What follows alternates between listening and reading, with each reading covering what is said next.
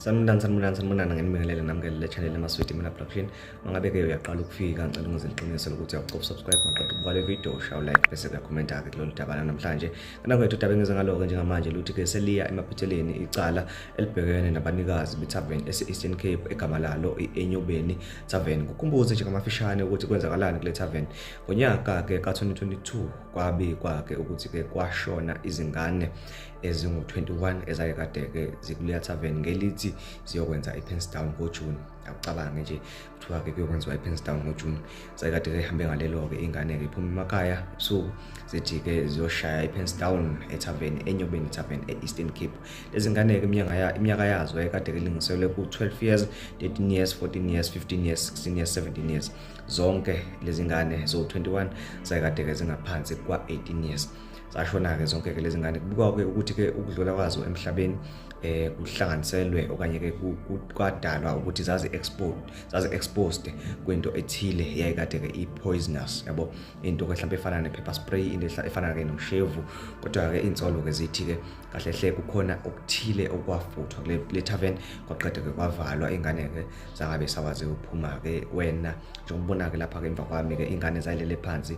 Wena uma wacabanga impukane zifuthiwe ngedum, amaphela efuthiwe ngedum, zilele kanjalo zifile ingasekho into engenziwa.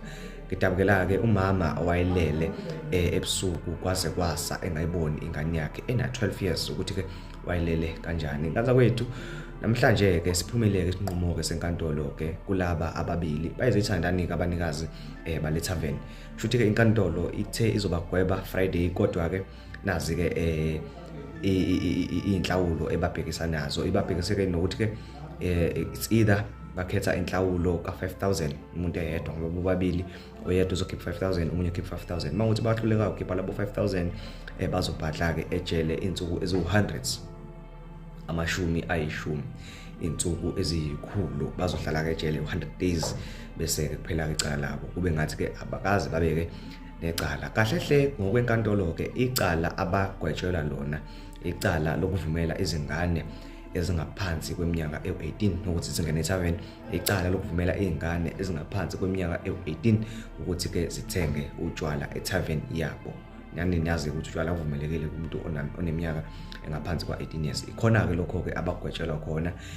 Noma lesigwebo sincane kangaka, inkantolo iphinde yaveza ukuthi-ke abukho ubufakazi obubonisayo ukuthi-ke bayivumelile lezi ngane ukuthi ingene, nokuthi futhi-ke bayithengiselile lezi ngane utshwala. Ngenzeka ukuthi zabuthenga kwenye indawo zasengena la ngaphakathi. Kushuthi-ke inkantolo ibone kufe ukuthi-ke ibagwebe 100 days noma-ke bakhokhe 5,000 umuntu ngamunye. Elokuthi ingane zafela khona eTarven, cha, abafeli lona-ke lelo cala. Nganza kwethu ngiyafisa ukuza ukuphawula kwakho kulolu daba ukuthi mawubhekile ngabe lesigwebo sife yini noma mhlambe-ke inkantolo iyenzelela na. Ngiyabonga.